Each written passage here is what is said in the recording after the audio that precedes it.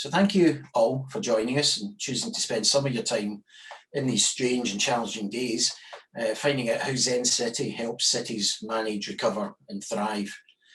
My name is Morton and I'm moderating today's session. I'm a director and advisor specialising in GovTech, smart cities, digital transformation, and I've spent a lot of time in the last 15 years working around local government, particularly London boroughs. Currently working with Public, the leading GovTech accelerator, on mentoring GovTech startups and currently advising the London Office of Technology and Innovation. I'm joined by three colleagues today. We have Lea Eriksen, CIO of the City of Long Beach, California, David Graham, the Chief Innovation Officer for the City of Carlsbad, California, and Eyal-Feder-Levy, CEO and co-founder of Zencity. Each of them are going to give us their insight into their experience of using Zencity in this time of crisis management and recovery. And I'm sure you'll have questions, so what we're looking to do is, can you share those questions through the chat with us? And we will finish with a Q&A session where we'll aim to answer as many of those questions as we can.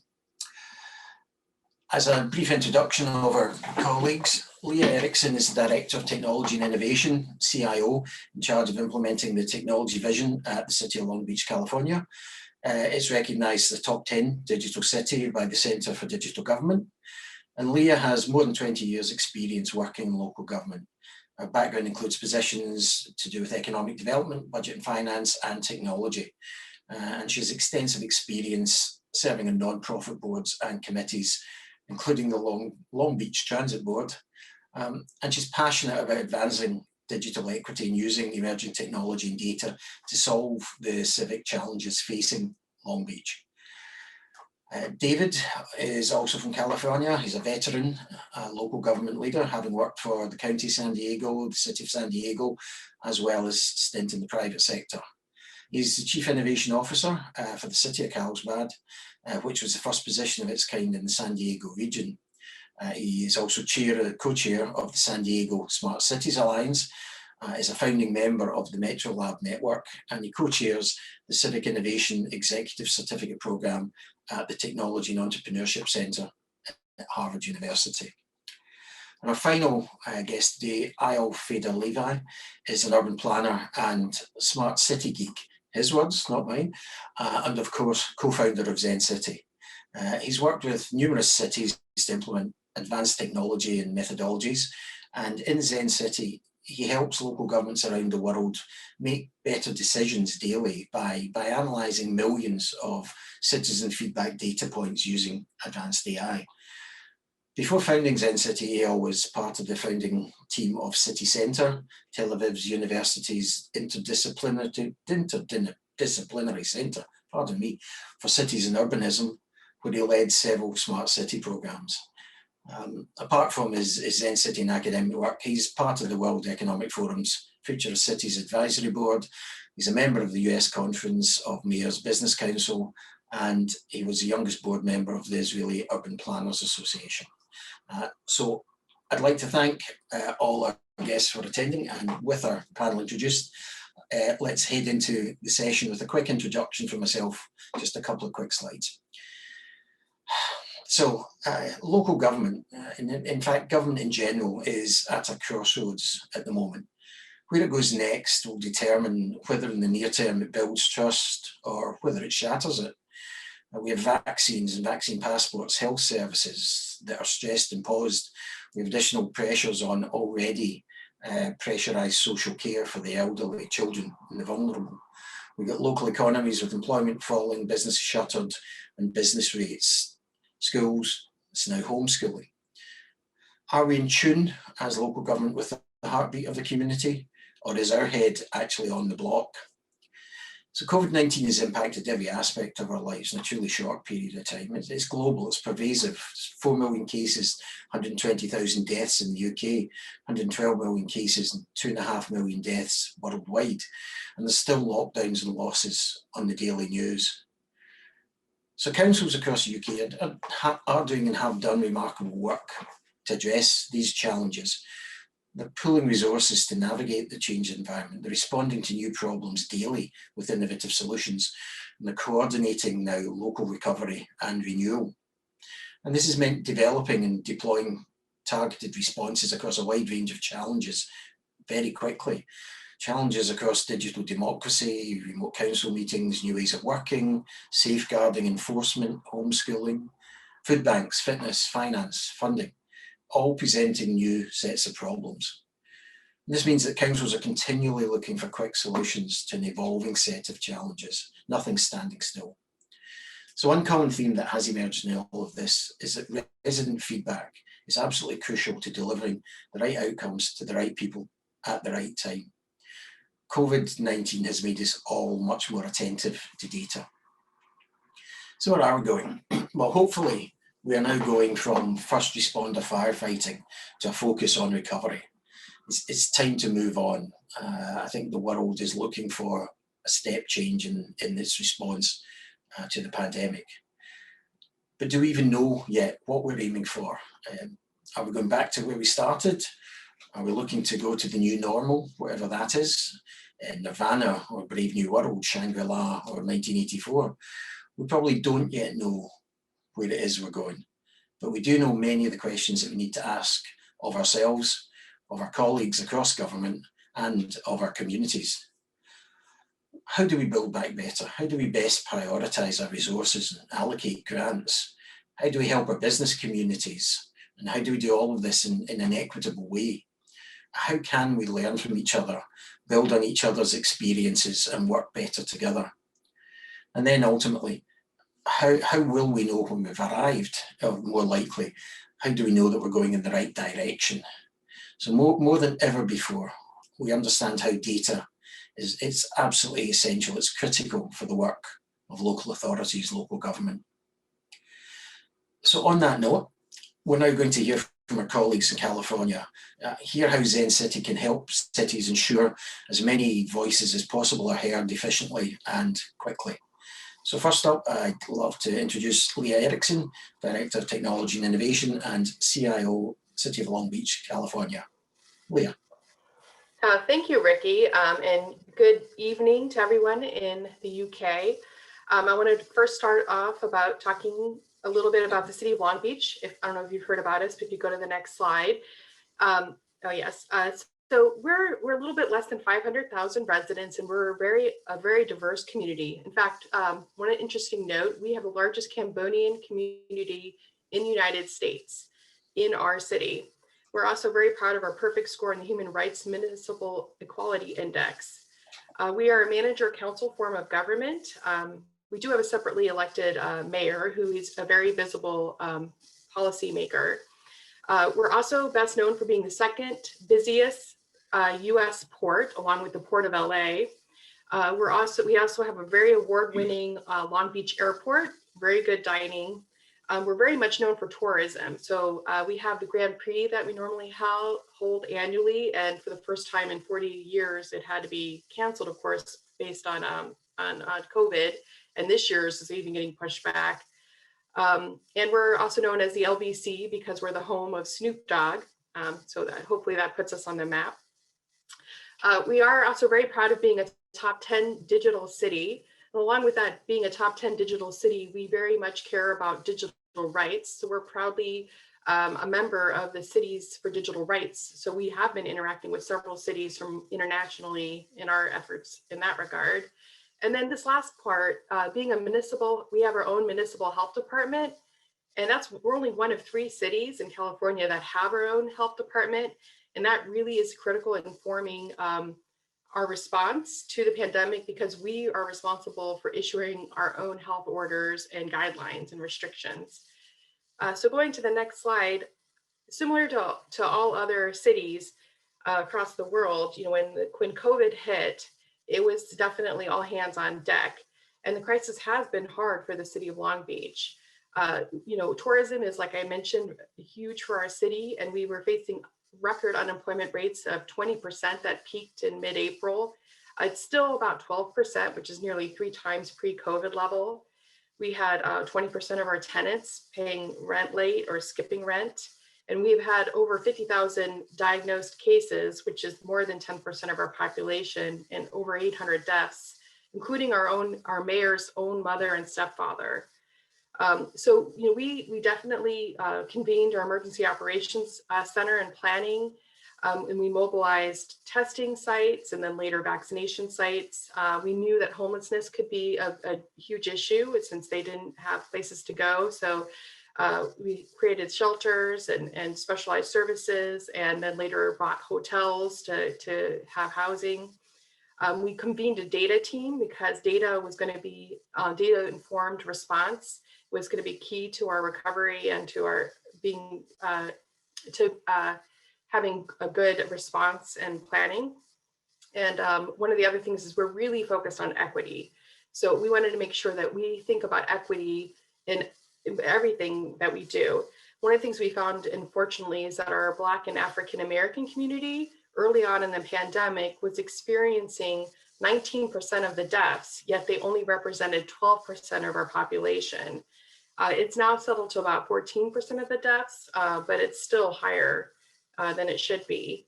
And that's because of past health, systemic racism and other outcomes that have led to these unequal health outcomes. And then also, as a city, we really were focused on how do we recover and do it in a way that's resilient and equitable.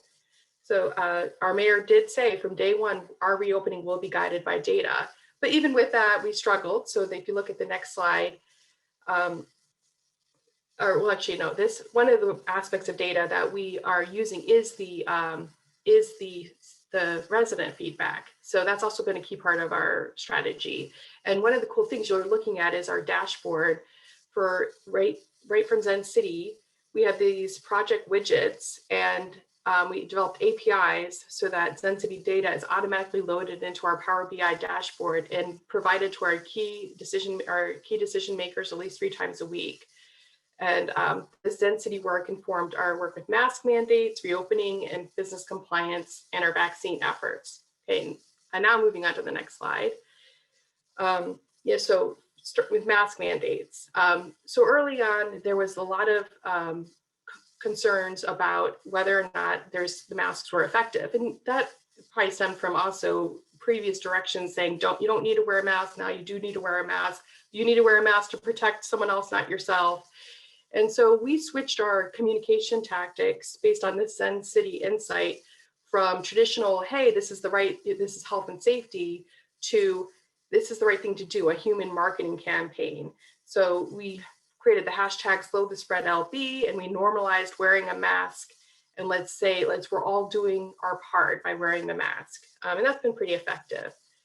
And then the next slide, this is an example of a challenge based on this slide shows like the discourse on our reopening project for Zencity paired with our cases and number of hospitalizations and deaths. The dark blue is the cases.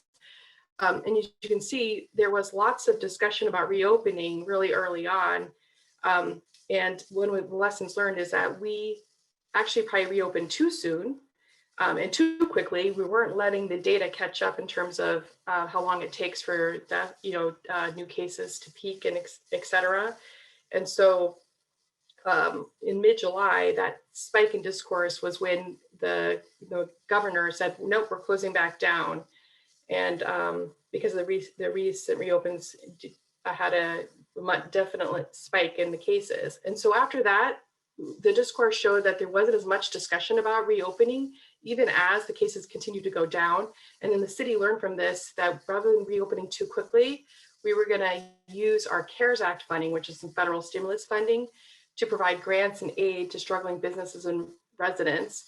And with the businesses focusing on, like for restaurants, having outdoor dining, for instance, and then also business technology grants so they can make appointments and other things to operate in a COVID world. So next slide. Another example of a struggle that I'm sure you've all experienced is our compliance with the health orders. And so after we started to reopen a little bit again, we also started dealing with all those holidays. And then in the case of Long Beach, we're in the middle of LA. We had a bunch of celebrations from the Dodgers winning and the Lakers. So we had unfortunately had an even worse surge than what I was showing you in the summer. And then in the middle of that, we had a restaurant that decided to be very defiant against our orders. And they held a New Year's Eve party with dancing in an open bar. And they were trying to get other restaurants to like join them and defy our orders. So we did numerous administrative citations, criminal citations, revoked their health and business license, and even removed their gas line.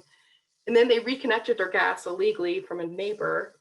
So this insight showed us that the general population was very supportive of our response and against objecting to the business. So, you know, we were interested in seeing this just to see, like, are the people with us? And we use that to talk to other restaurants to say, hey, yes, restoration is being defiant, but people are turning against them by almost 3.5 times compared to the people who did support them. Okay, next slide. This insight shows, next we're moving on to like recovery and the vaccines. And we wanted to be very proactive. Once again, being our own health department, we had our own vaccines that flowed to us and we had some ability to make decisions. So what this showed us is that we were off to a strong start with our vaccine education and communication, and that 78% of the positive sentiment was being driven by official communications. And then compared to other cities, we had less negative reactions. And in fact, and then we later had additional insight that showed that our consistent consistent engagement was shaping the narrative, as opposed to, you probably know that there was a lot of narrative and distrust about the vaccine and whether it would work and whether it's being used to track people, et cetera. And in Long Beach, we had less of that. And so when we launched VaxLB, which is our vaccine interest notification form, which we made available in 4 languages because of equity, we had over 100,000 people sign up to be notified. Okay, and then the next slide. This is another slide from our dashboard, and it's hot off the presses. This went live on Friday. And what this shows is, we were being transparent with our vaccine progress. And so what it shows is that while white residents make up nearly 40% of the vaccinated population, yet they only make up 28% of our population. However, they actually make up 54% of our older adult population. So we were trying to use the story to tell people that we are on track, but we know that equity is a concern and an issue, especially since the zip codes with the highest COVID case rates that I showed you in an earlier slide were the ones with the lowest vaccination rates. So to combat that, we've launched mobile vaccination clinics where we're bringing the vaccine to the areas that need it the most. We've had 5 clinics so far and more are planned in March. And we're also using data, the zip code data, to target people who signed up in VaxLB for the next available appointments. And then finally, this last insight is also hot off the presses. We wanted to see how is our vaccine efforts being received, because as having our own health department, we know that we were making decisions about how, within state guidelines, when we were vaccinating the timing of people being vaccinated. So unlike the county of LA, we were actually vaccinating educators earlier and food service workers. And that did come at the expense potentially of older adults. So we wanted to see, how that was being received. And actually the fact that educators and teachers were being vaccinated got the most discourse, and then followed by older adults. And equity was definitely a consideration. And we had more positive feedback because of our mobile clinics and our racial, because those mobile clinics focused on Khmer speaking population, our Spanish speaking population, also getting into our Black and African American communities. And people noticed that, and it was perceived very positively. So in summary, we have been hit hard by COVID, especially our communities of color, but we are using equity to advocate for targeted solutions for communities most in need, and we're using data a formed approach to focus on our response and on our resilient and recovery process. So with that, hopefully this showed you a snapshot of how we've been using Zencity all along the way, and I'm happy to answer any questions. Thanks, Leah. That was really interesting. And I think one short question just now, if I may, and if we keep the other questions to the end. You mentioned the insights and the Zencity insight. In your case, did Zencity help only once decisions had been made, when you found out that the citizens were supportive, or did it actually influence and inform the decisions as they were being made? Both, yes. So it definitely reaffirmed, are we heading in the right direction from some of the past decisions, but it also informed, like our mask strategy example. We realized that we weren't being as effective in our mask strategy, so we used the data to change how we did our marketing. And so that was an example of, of using that data to change our approach. Great. Well, thank you for that, Leah. We'll come back, I'm sure, to questions at the end. I think next I'd like to introduce David Graham, who is the CIO City of Carlsbad, California, and he's going to talk, I think, mainly about their approach to economic recovery and the use of data through Zencity. So, David.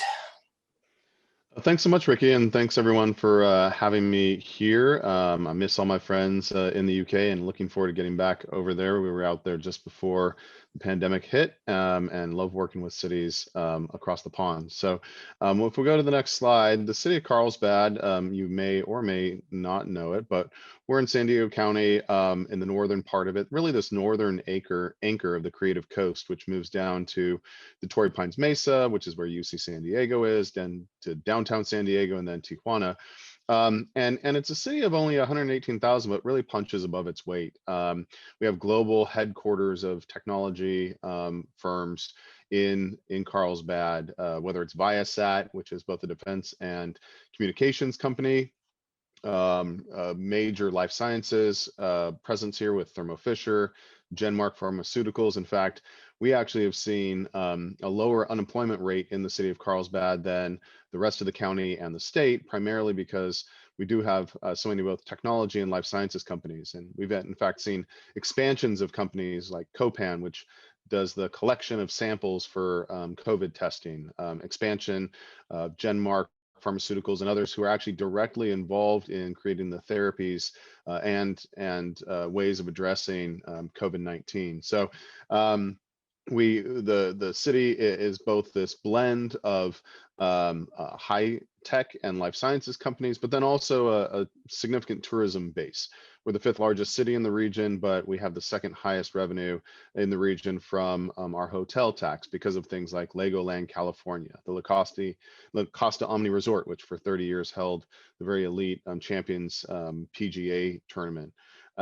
So it's an interesting situation here where we have some sectors of the economy that are actually improving and doing fairly well and fairly resilient during the economy, while at the same time, tourism, food and beverage, with the shutdowns that have occurred, have been hit incredibly hard. So there's this wide gap and disparity, and it creates a complexity in making sure that as you're doing economic revitalization, response, and recovery efforts, that you're not wasting funds on companies that are doing well, but also really targeting and supporting those that are struggling during this time.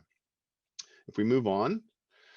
One of the biggest things that as I work with cities around the globe on this whole question of civic engagement, which is really a big part of what the Zencity platform allows you to be able to do, to get insights into that civic engagement and be able to measure and see the effect of perhaps messaging or programs, initiatives that you're doing, is that globally, government already had a problem with credibility.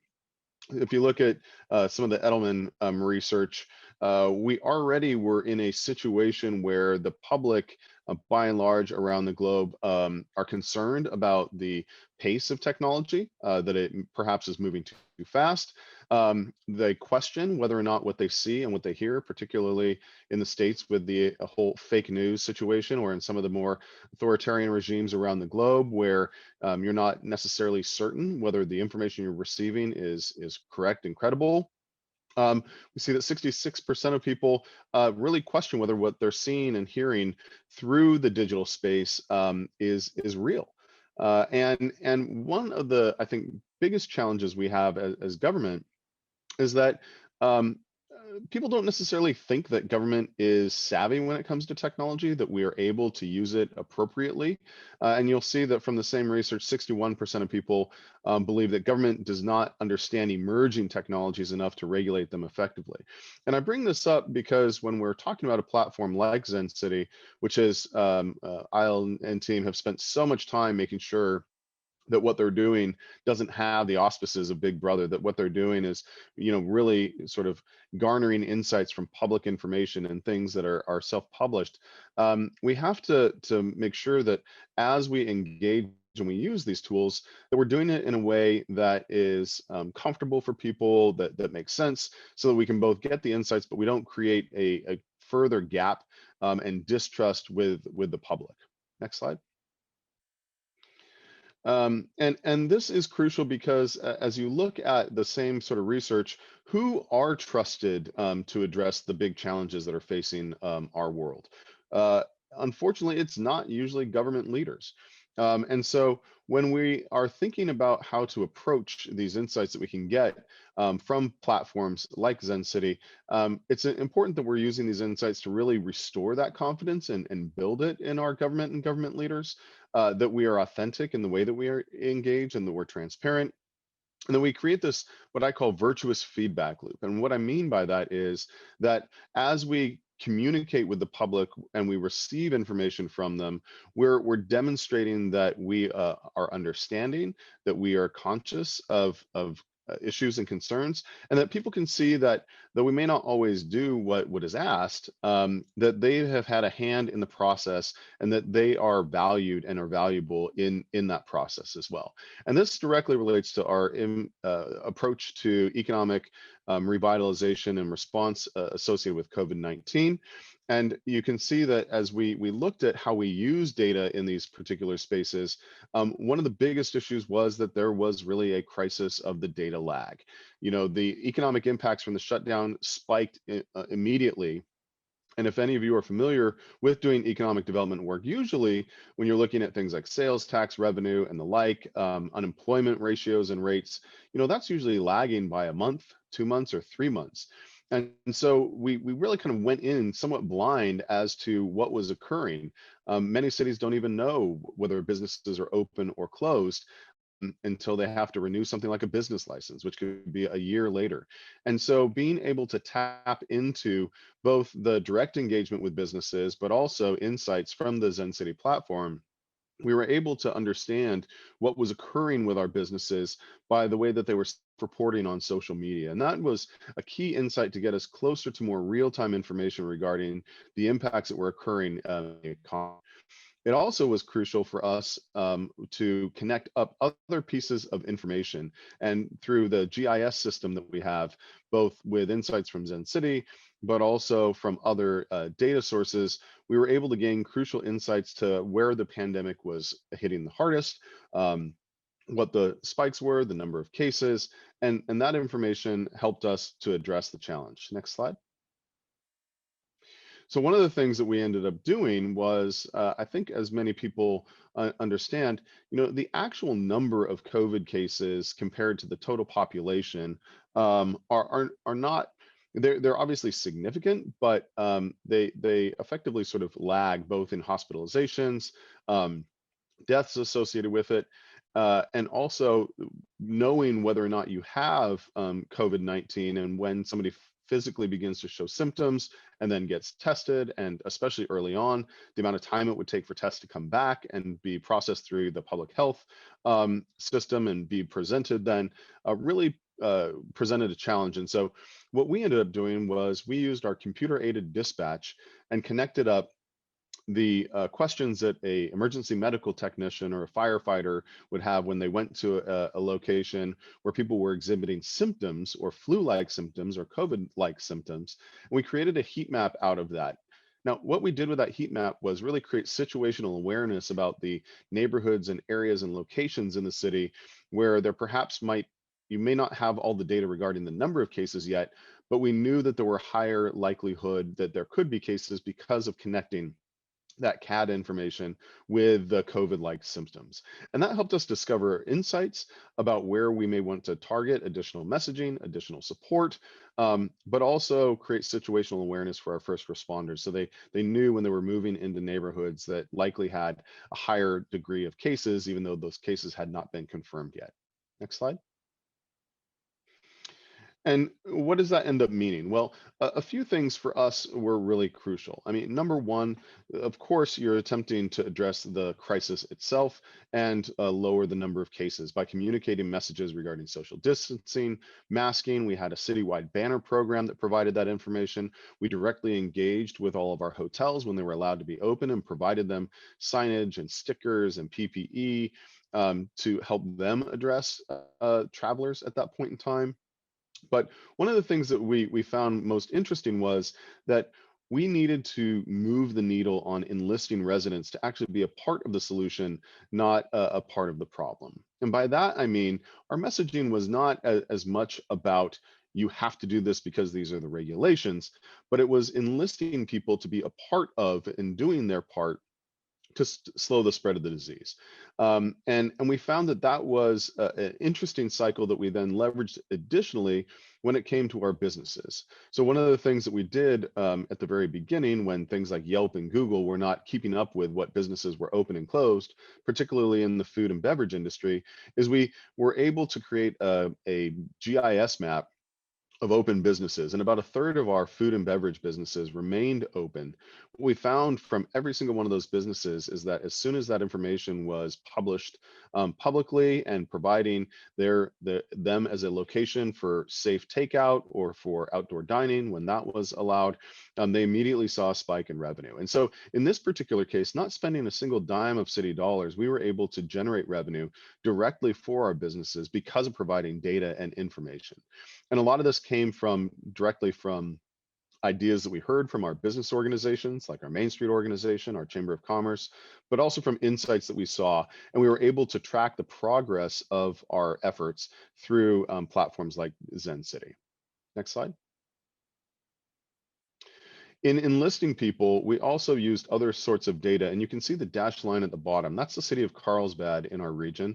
And so for cities with a population over 50,000, Carlsbad was able to, because it consistently twice a week published information to the public directly to their homes via email, through our social media channels and the like, we were able to demonstrate that the actions that people were taking to stay safe and keep our communities open, we're actually helping to curb and keep Carlsbad at one of the lowest, if not the lowest rate of cases in the entire region.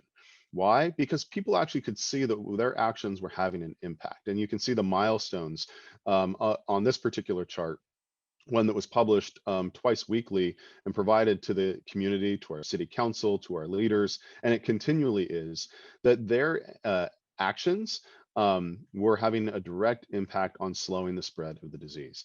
And in this particular way, using data to help people make the right choices, and really it being a part of them and them being a part of the community, had a much greater impact than other approaches that were more heavy-handed in the way of saying that you must do this or you can't do that.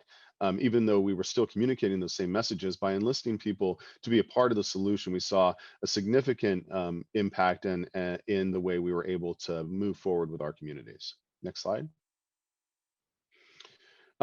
And it also provided information for us on how we can fill in the gaps. So our county is responsible for the vaccination program, but another area in looking to untapped resources that we were able to do was our firefighters and our state fire department. We began this project called Operation Collaboration, which was led by our fire chief, enlisting firefighters and EMTs at pop-up spots around the entire region to complement what the county was doing with vaccinations, but to also create places and spaces that were comfortable for folks and were nearby, increasing the rates of our vaccination. And our county actually has one of the highest, if not the highest, rates of vaccination in the entire state. A lot of this because, once again, we're connecting insights from the information that we're receiving from people and enlisting them in solving challenges. Next slide.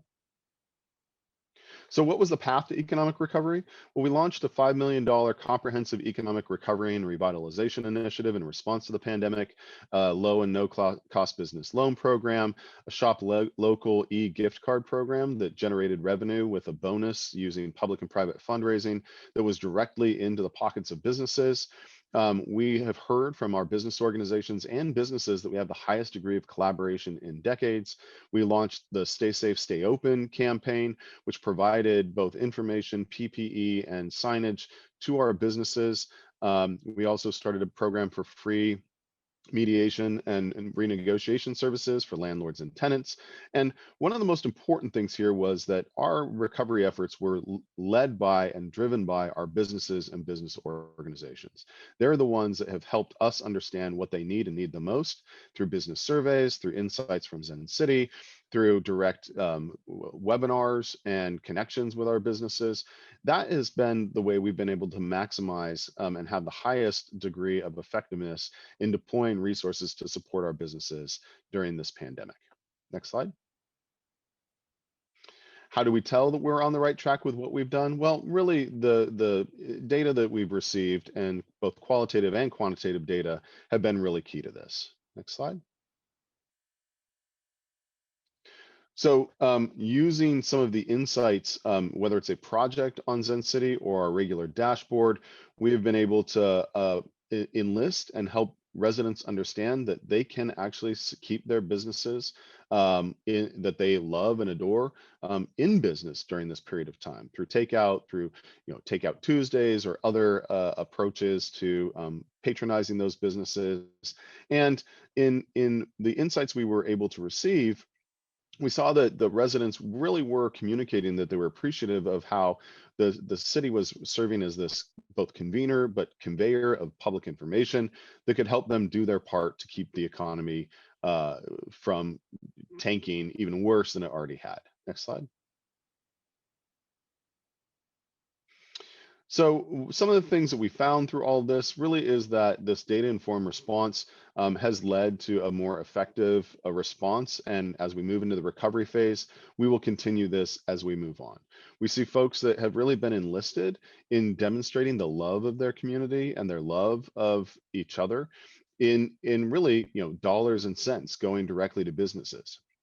We find that this sort of inclusive approach to bringing people into and then validating the messaging and efforts through platforms like Zencity has really been an inclusive approach to the crisis that has turned into creation and creativity. And by that, I mean that we're actually looking to longer term post-pandemic programs that we're going to keep in place for the long term because we've found that they've been able to be effective. And so the last thing I would say is by embracing this emergency and embracing our humanity, bringing together the community, we believe that not only will we see a longer lasting recovery, but we'll have a more resilient economy as a part of what we've all been able to struggle through. And it really comes down to having data, being able to act on those data, and create this virtuous feedback loop where everyone feels like they have a part in both the response, recovery, and revitalization. Thanks for giving me a chance to share a few thoughts. That was great, David. It was really interesting to hear. And just touching on a lot of what you said there, did Zencity allow you to access data and in particular sentiment that you just wouldn't have been able to access otherwise? Or was it just that it did it faster and easier than more traditional channels would have done? Well, two things on that. I mean, number one, it actually allowed us to analyze even our own messaging and the sentiment, right? So it's not just about what others are saying, but it's what you're saying and the positive and negatives associated with that. You don't really have a lot of ability to see sometimes, even though it's your own messaging, the impact and the effectiveness there. So one, I would say it's a lot more real-time information. Two, it's a more comprehensive understanding of what you're pushing out, and also what the responses are to it, that I don't think any other platform has. And then as you put this into the greater context, you can begin to zero in and hone in on areas that perhaps are missing, that you need to contribute more time, effort, and energy to. And all of those things are possible because of Zencity. Great. Well, thank you for that.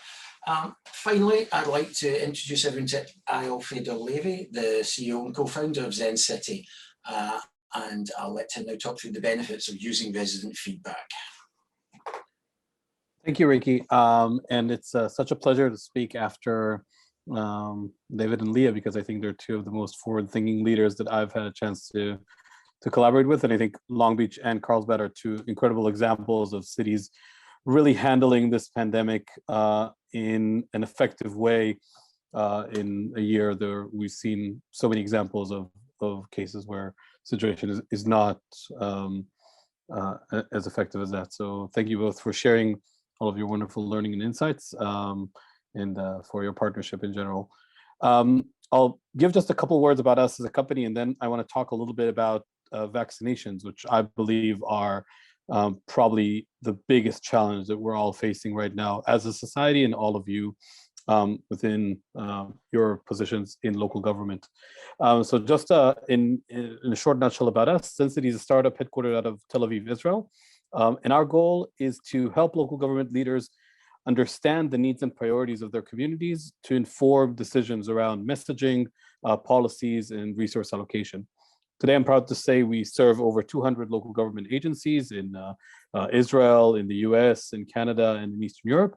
And we are, as Ricky said at the beginning, are now officially expanding our services to the UK and hoping to have a chance to partner with some of the most innovative and forward-thinking cities across the UK. Our customers range from big cities like Long Beach, like LA, Chicago, and Houston, through mid-sized cities like Carlsbad and others, all the way to tiny communities like the village of Lamont, Illinois, who are 10,000 residents. So quite a wide diversity of communities that we serve. And the whole idea behind what we do, if we click into the next slide, is that we know local governments have probably one of the hardest jobs in the world. In regular times before COVID, your organizations are in charge of managing so many different critical aspects of day-to-day lives in your communities, from public safety through infrastructure all the way to trash pickup. These are the things that are the lifelines of our communities on a regular basis. And if that wasn't enough, the last year made that tenfold as much. Local governments very much found themselves at the front lines of handling this pandemic, whether it is in some of the examples we saw from David and Leah, whether it's supporting local businesses, whether it's creating and enforcing social distancing policies and health measures, and all the way to reaching out and supporting the most vulnerable members of our community who might not have anywhere else to turn to. So in many aspects, if the job was already as hard and as important, this year really made it a literal life and death issue around many aspects. And one of the biggest challenges in being able to address this need on a recurring basis is really being able to see where we're doing a good job and where we need to realign maybe our messaging or resource allocation in our position. And one of the biggest challenges behind that we've heard again and again from local government leaders is how can we get a quick feedback loop from not only the small vocal minority of residents that keep engaging with us, to what one of our city managers calls the STPs, the same 10 people that always show up to every city council meeting, every engagement opportunity, but how can we really hear that voice of the community at large?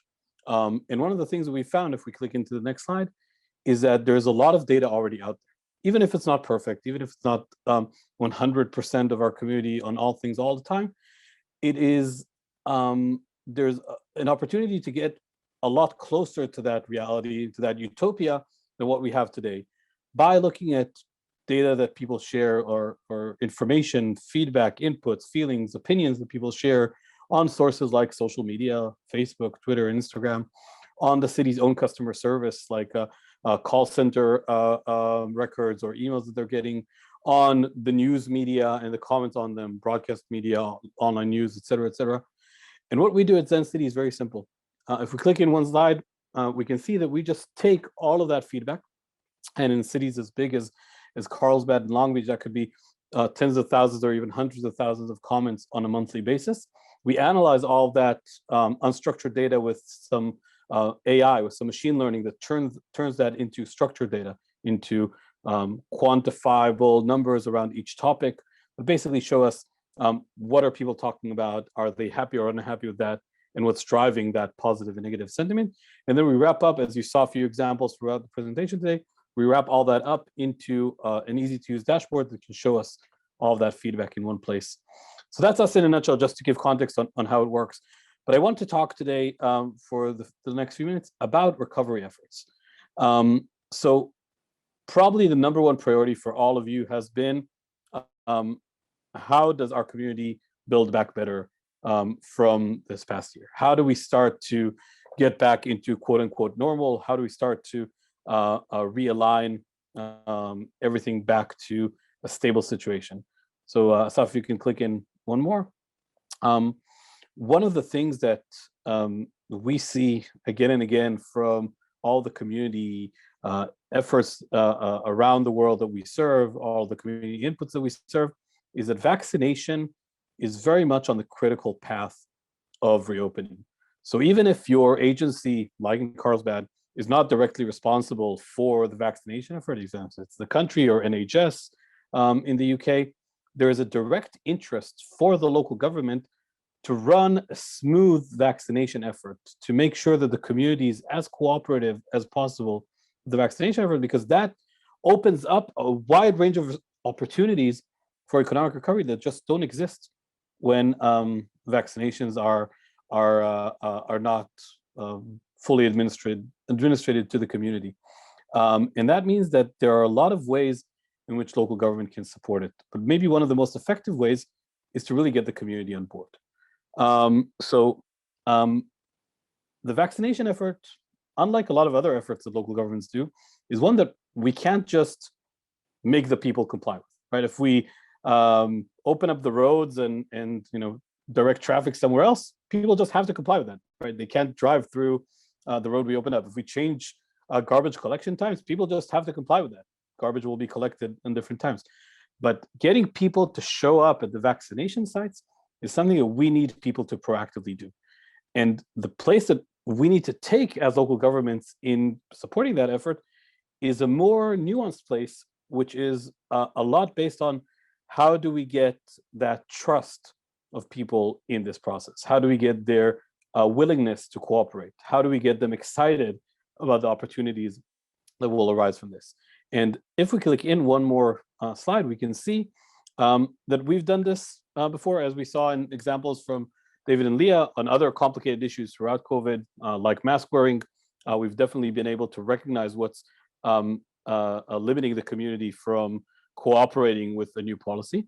But the situation right now with vaccines, if we click in one more slide, is one that I really, really want to highlight to all of you. I know that a lot of you right now are at the phase of vaccines being a bit scarce, and availability of vaccines seems to be the biggest pain point, the biggest challenge, and it probably will be for the next few weeks for all of you. But the big strategic challenge with vaccines right now is people's negative sentiment towards getting vaccinated. Of course, that's not true to all of the community. The majority of the community across everywhere we see is overall supportive of the vaccination, wanting to get vaccinated on different levels.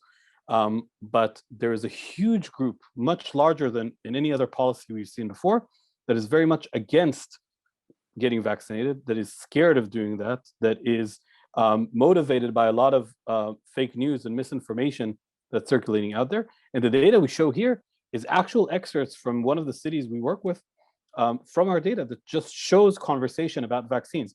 To the left, we can see what's called a word cloud, meaning the representation of the terms that people were using. The larger the word, the more repetitive it was. So we can actually see when talking about vaccines, the context is very, very negative.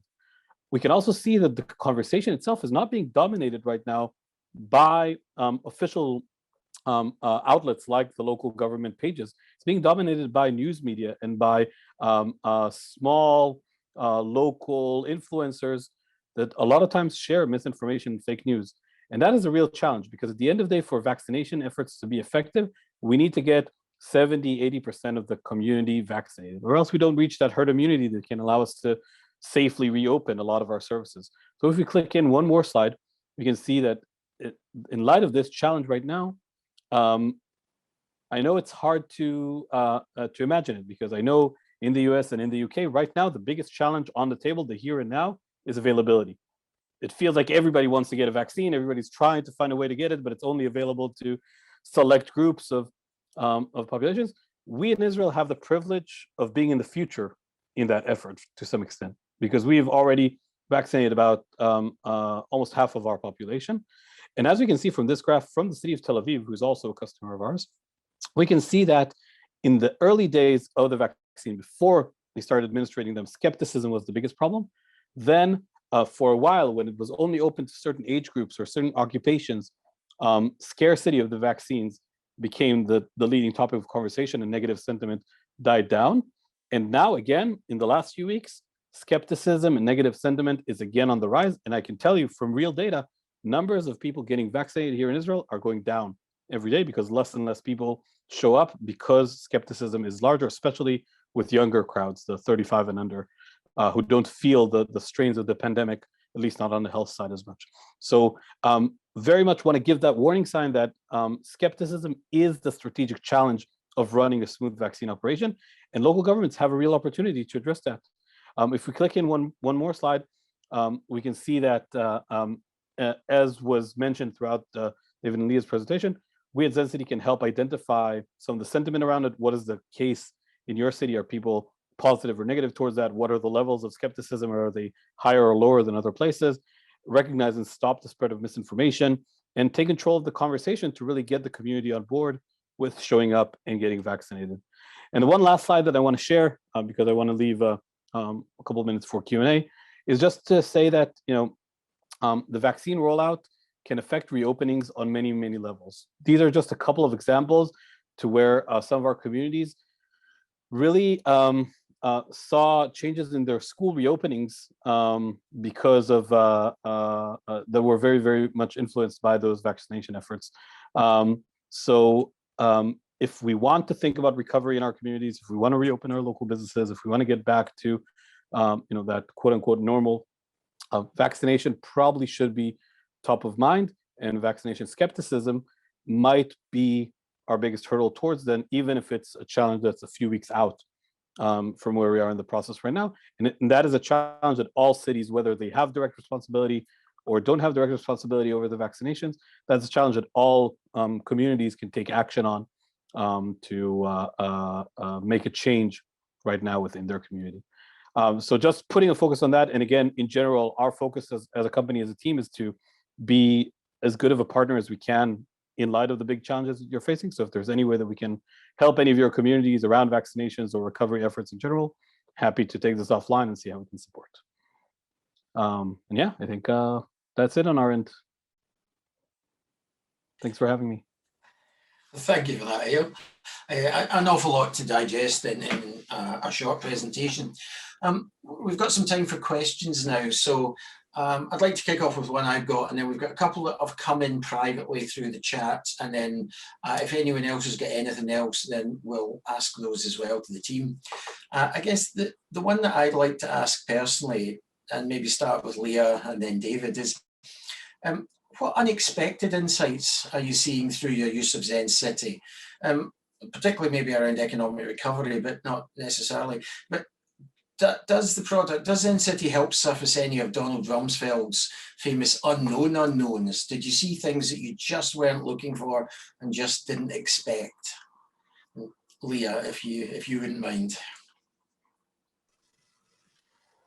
Yeah, that's a great question. I think one example, and this isn't related to the COVID, but was related to our census efforts, was we thought that people would want to be, they would be driven more by competition, and like be counted Long Beach, and competition among other groups of like which neighborhoods being counted the most and things like that. And we got an insight that showed that wasn't as effective as other types of communication strategies. And I can't think of the example off the top of my head. I could pull up the insight, but we were surprised by that, and then it did help inform our strategy moving forward of communication. Yeah, excellent. And David, was anything that comes to mind for you? I think it was primarily around, the level of nuance that you can actually receive when you're hearing things in people's own voices by seeing it through, a number of the posts and the sentiment analysis once you go that level deeper. So, for example, we had a band of restaurants that decided that they were going to open under protest, citing that they were using their First Amendment rights to be open indoors and to be open during the shutdown. And it was interesting to see really how stark the opposition versus support was for their efforts.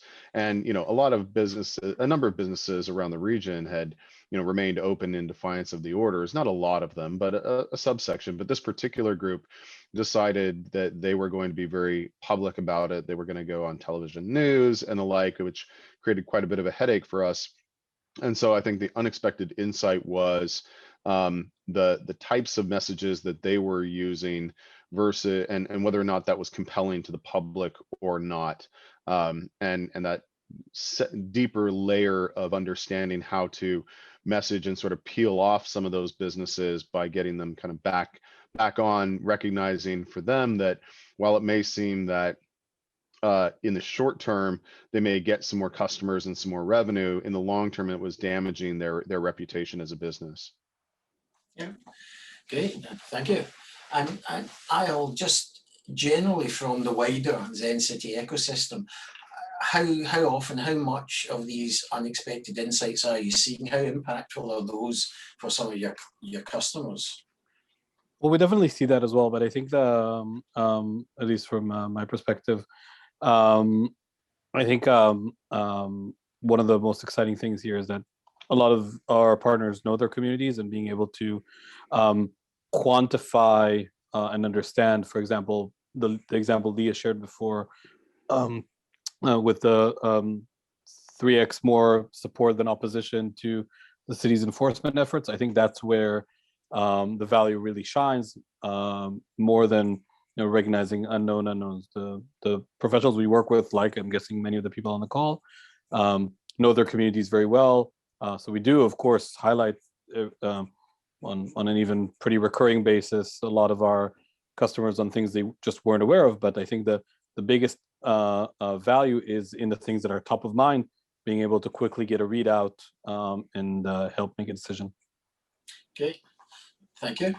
And I guess we're touching an awful lot on differing communities of interest within these city spaces. I guess it would be interesting, and this has come in through the private chat, in understanding perhaps what are the top 3 issues, or the top 3 questions, or the top 3 learning points from dealing with different communities, and in particular, I guess, in dealing with the business community. We touched on a number of situations where one approach has been tried, tested, and then revisited. So what are your top 3 learnings, I guess, from the insights that you've gained and how they've been applied to the different communities? And maybe start with Leah again. Yeah, so we've used the insights, as I mentioned, to reaffirm some of our messaging, also to tweak our messaging, and then also to understand the nuances between negative sentiment, for instance. Is it more that people are against the regulations, or is it how we're communicating it, or are people actually just angry because other community members are not, actually not, the city's not enforcing the regulations? And so, so that nuance of negativity and being able to, like, we're using the AI to see quantifiable numbers, has been really valuable to us. So I think just all along the way, we've been using the insights to reaffirm some of our decision making, to tweak our communications, and also it's reinforced that we need to be in charge of the discourse. So we have something like 27 people on our JIC, our Joint Information Center.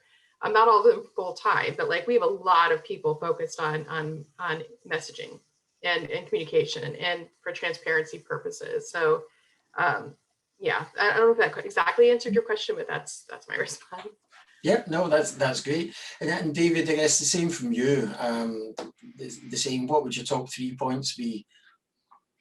Yeah, sure. I mean, three things. Number one, that you actually can effectuate change, even when people have very dogged beliefs in this particular space. If you're able to message appropriately, and you can begin to see the insights that are coming back on the sentiment analysis, the direction that people are seeing and their responses, and you can adjust your messaging, because one blast message from a city is not going to be compelling to everyone. And so that's where you're able to adjust your messaging, have different messages for different groups or different people, and you're able to see over time the effect of that and the response of that. So that's the first one. I think the second one really has to do with businesses in general. And as I mentioned in my earlier discussion, being able to enlist people as a part of a community, as opposed to just getting them to comply with regulations. And the third is about this, over time. I mean, when the pandemic first hit, we were told it was going to be 2 weeks, right? And now it's been nearly a year for many of us. And so being able to look back over time and see what has worked, what hasn't worked, make adjustments, and really in some ways be able to celebrate some of your successes in this space, as difficult as it's been, is something that the platform allows you to do. Excellent. And I guess from the wider perspective, Eyal, what would your take be on this? And as we're beginning to wrap up, looking at your experience with your current ecosystem, as you move into the UK, what would be the key points of that transference? What could transfer to cities in the UK? Well, I know we're 5 minutes over time, so thanks to everybody for staying on for this last question. I think that the biggest exciting thing for me is as we grew our network is the peer learning. I think, other than the fact that we learned a lot from all of our partners, the fact that we were able to facilitate over the last year a lot of learnings between cities in our network as we were dealing with things for the first time, that was, to me, really, really exciting. And I think that we are new to the UK, but we come with a network of about 200 local governments with a lot of incredible leaders like Leah and David in that network. And I'm sure that there's a lot of opportunity for us to bring some knowledge over, plus to get new learnings and information from the UK cities we collaborate with and bring that over to the cities we work with in the US and Israel and other regions. Thank you. I think, and with that, I guess, as you say, we are running over. I'd like to say thank you to everybody. I've personally found it a really interesting session. I can see that there are huge potential opportunities here for the UK and for Zencity. I'd like to thank you all. Thank you, Leah. Thank you, David. And thank you, Eyal. Thanks, everybody. Really appreciate it. Yeah, thank you. Thank you. Look forward to seeing everybody in person at some point.